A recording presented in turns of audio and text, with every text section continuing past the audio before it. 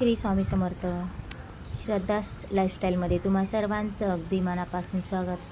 तर गाईज, आम्ही आलो आहोत पुण्याला भावाकडे. मी जयश्री, आम्ही सर्वजण पुण्याला आलो आहोत. आणि पुण्याला आलो की आम्हाला फिरायची खूप उत्सुकता लागून राहिलेली असते. म्हणून आम्ही घरी न थांबता नेहमी इथं फिरण्याचंच बघत असतो. तर आता आम्हाला तुळशीबागेत जायचं होतं, म्हणून आम्ही गुपचूप तिघीजणी खाली आलेलो. कारण की आमची मुलं सर्व वरतीच होते, म्हणून मी जयश्री आणि अमृता खाली आलो.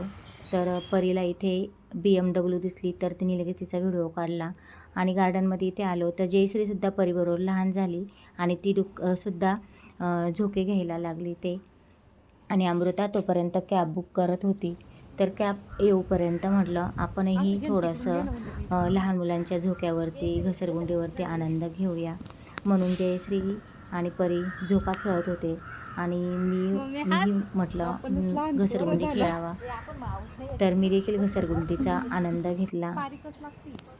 आणि नंतर ना तिथं थोडंफार टाईमपास करत बसलो आम्ही कॅब येऊपर्यंत.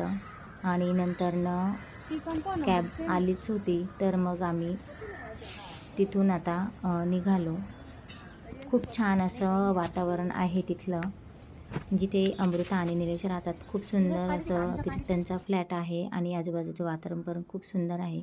आता कॅब आलेली आहे आणि आम्ही सर्वजण त्या कॅबमध्ये बसलेलो आहे. आणि आता तुळशीबागेकडं आम्ही चाललेलो आहोत.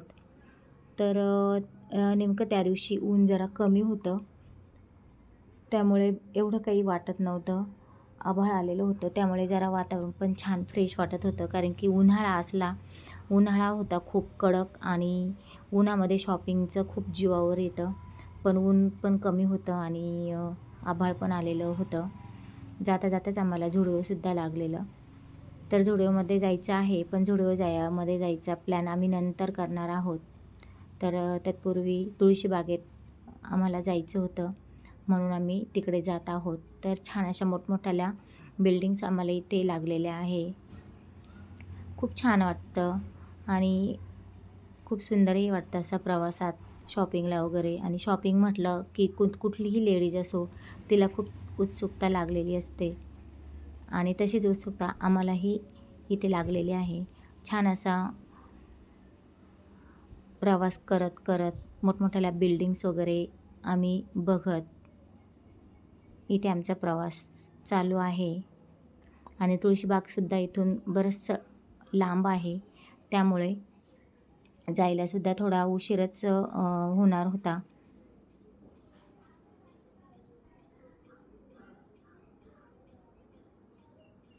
जाता जाताच आम्हाला कमांड हॉस्पिटल देखील इथे रस्त्यातच लागलेलं आहे. खूप मोठं हॉस्पिटल आहे हे. पुण्यात फिरण्यासारखं भरपूर काय आहे, फक्त आपल्याकडे वेळ पाहिजे असतो. आणि आमच्याकडे जास्त वेळ म्हणजे 5-6 दिवस होते. त्या 5-6 दिवसात आम्हाला भरपूर काही फिरायचं होतं आणि भरपूर काही बघायचं होतं. आणि अमृताने देखील आम्हाला कसलीच कमतरता भासू दिली नाही. आणि जाता जाताच आम्हाला सारसबाग देखील इथे लागलेला आहे. आणि नंतरनं